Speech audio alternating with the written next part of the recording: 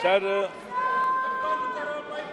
माननीय सभापति महोदय, केंद्रीय विश्वविद्यालय संशोधन विधेयक 2022 पर चर्चा का आपने मुझे मौका दिया, इसके लिए मैं आभार व्यक्त करना चाहता हूं। मैं आभार व्यक्त करना चाहता हूं यशस्वी प्रधानमंत्री देश के श्री नरेंद्र मोदी जी का, जिनके नेतृत्व में निश्चित तौर पर देश में क्रांतिकारी परिवर्तन तो पिछले 8 वर्ष में हुआ ही है।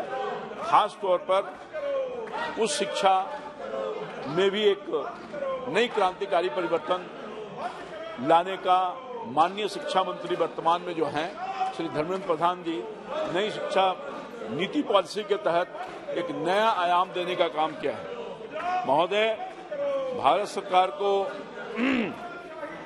उस शिक्षा और अनुसंधान के क्षेत्र में आत्मनिर्भर बनाने के उद्देश्य से लाया गया इस बिल का मैं हृदय से समर्थन करता हूं। माननीय मंत्री जी का आभार प्रकट करता हूं। इस बिल के माध्यम से सरकार ने गुजरात में बड़ौदा स्थित नेशनल एंड ट्रांसपोर्ट इंस्टीट्यूट को सेंट्रल यूनिवर्सिटी के तौर पे गति शक्ति विश्वविद्यालय के रूप में स्थापित करने का प्रस्ताव लाया है।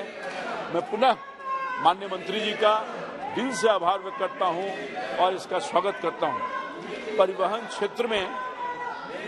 क्षेत्र में तकनीकी के साथ बेहतर अनुसंधान के लिए गति शक्ति विश्वविद्यालय एक नई सोच के तहत सरकार ने गति शक्ति विश्वविद्यालय की स्थापना एक दूरदर्शी सोच के अनुरूप और माननीय प्रधानमंत्री जी के नेतृत्व वाली जो एनडीए की सरकार है, नवाचार के लिए बधाई के पात्र हैं। राष्ट्रीय और सामरिक दृष्टिकोण से भारत में परिवहन को लेकर अपार संभावनाएं हैं, और चाहे वो वर्तमान सरकार का ड्रीम प्रोजेक्ट बुलेट ट्रेन हो या डेडिकेटेड फ्रेट कॉरिडोर का तीव्र निर्माण हो या देश के किसी भी कोने में 24 घंटे के अंदर सामान की डिलीवरी करने का सरकार का जो लक्ष्य है, सभी क्षेत्रों में काफी तेजी से काम हो रहा है और आगामी कुछ वर्षों में लगभग हम अपने सपनों को सच करने ही वाले हैं। हमारी जो जीडीपी है देश का, जीडीपी का पहिया परिवहन है और इसे तेजी से नचाने के लिए अनेक पॉलिसी लाई गई है, जिसमें एथेनॉल की पॉलिसी, ग्रीन फ्यूल की पॉलिसी, हाइड्रोजन पॉलिसी और अब नया गति शक्ति विश्वविद्यालय ला करके सरकार ने जिस तरह से काम कर रही है, बहुत ही असाधारण है।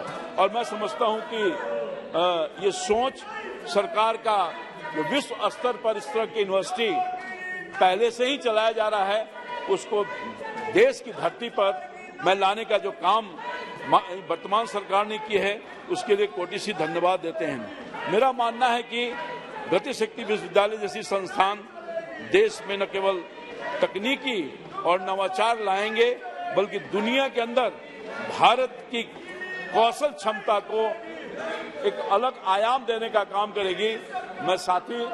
मैं ये निवेदन करना चाहूंगा इस चर्चा के माध्यम से, खासतौर पर माननीय मंत्री जी से, जो खासतौर पर बिहार को अच्छी तरह से जानते हैं, मैं निवेदन करूंगा बिहार के सबसे प्रमुख ऐतिहासिक विश्वविद्यालय पटना यूनिवर्सिटी की तरफ भी माननीय शिक्षा मंत्री का ध्यान ले जाना चाहते हैं, जो सेंट्रल यूनिवर्सिटी बनाने की मांग न जाने कितने जमाने से हो रही है। देश में जब यूनिवर्सिटी खुली थी, 5 वैसे में एक स्थान पटना विश्वविद्यालय का है, जिसमें बिहार के लोग काफी दिनों से सेंट्रल यूनिवर्सिटी की मांग कर रहे हैं। मैं समझता हूं कि हाल में ही माननीय प्रधानमंत्री श्री नरेंद्र मोदी जी भी 2017 में पटना विश्वविद्यालय का जब गोल्डन जुबली समारोह मनाया जा रहा था, उसमें शिरकत करने का काम किया था।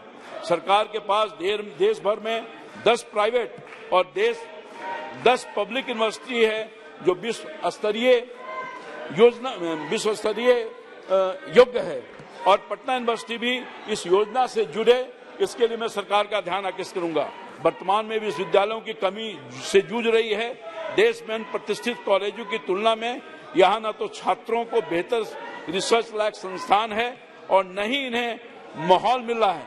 वैसे मैं धन्यवाद देना चाहता हूँ माननीय वर्तमान सरकार का, शिक्षा मंत्री का, प्रधानमंत्री जी का, कि सेंट्रल यूनिवर्सिटी बिहार में अन्य जगहों पर, एक मोतिहारी में और एक गया में खोला गया है।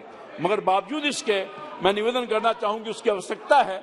आप जानते हैं कि बड़े पैमाने पर अच्छी सेंट्रल यूनिवर्सिटी के योग्य नहीं रहने की वजह से बिहार के बहुत बच्चे देश के बाहर में जाने का काम करते हैं। देश और दुनिया में आईटी में क्रांतिकारी परिवर्तन हो रहा है, मगर महत्वपूर्ण शहर आधुनिक शिक्षा के लिए अब तक तरस रहा है, जो पटना है। चूंकि यूनिवर्सिटी पटना का ही नहीं, बिहार का एक महत्वपूर्ण यूनिवर्सिटी है और मैं समझता हूं कि यहाँ सेंट्रल यूनिवर्सिटी नहीं होने की वजह से इसके इंफ्रास्ट्रक्चर में, इसकी गुणवत्ता में बहुत कमी है, जिसकी वजह से बच्चों को दिल्ली और अन्य शहरों में बेहतर शिक्षा प्राप्त करने के लिए जाना पड़ता है। और यही नहीं, वहाँ इतने गरीब बच्चे हैं जो आर्थिक रूप से कमजोर बच्चे हैं, उनके परिवार पर अत्यधिक दबाव पड़ता है। मैं निवेदन करना चाहूंगा, बिहार की राजधानी पवित्र गंगा नदी के किनारे शानदार अतीत वाले पटना यूनिवर्सिटी को सेंट्रल यूनिवर्सिटी का दर्जा अगर भारत सरकार देती है, माननीय मंत्री जी ने इस पर कृपा करते हैं, तो मैं समझता हूं कि पाटलिपुत्रा की इस भूमि पर, जो हमारी ऐतिहासिक भूमि रही है, उसमें ज्ञान की गंगा का देश में बहने लगेगी और दूसरों राज्यों में जब उच्चतर शिक्षा प्राप्त करने के लिए बाद बच्चों को जाना पड़ता है, उसमें खास तौर पर जो गरीब, हमारी जो सरकार की जो गरीब कल्याण, वर्तमान में गरीब कल्याण के लिए समर्पित सरकार है, एक नया तरह का अवसर मिलेगा। और समझिए कि सरकार उसके लिए सरकार को मैं आभार व्यक्त करूंगा। इससे राज्य में उच्चतर शिक्षा का सकारात्मक माहौल बनेगा। योग्य शिक्षकों का मार्गदर्शन से युवा शक्ति को एक तरक्की करने का अवसर प्राप्त होगा, जो बिहार के लोग हैं, बिहार के बच्चे हैं। इसलिए मैं माननीय मंत्री जी से, केंद्र की सरकार से, माननीय प्रधानमंत्री से विनम्र प्रार्थना करूंगा कि पटना विश्वविद्यालय को केंद्रीय विश्वविद्यालय का दर्जा देने की कृपा प्रदान की जाए। इसे बिहार की जनता और पाटलिपुत्रा की जनता इस सरकार को आभार करेगी। इन्हीं चंद शब्दों के साथ मैं पुनः ये जो विधेयक है केंद्रीय विश्वविद्यालय for allowing me to participate in the discussion. Sir, I stand in support of Central University's Amendment Bill 2020.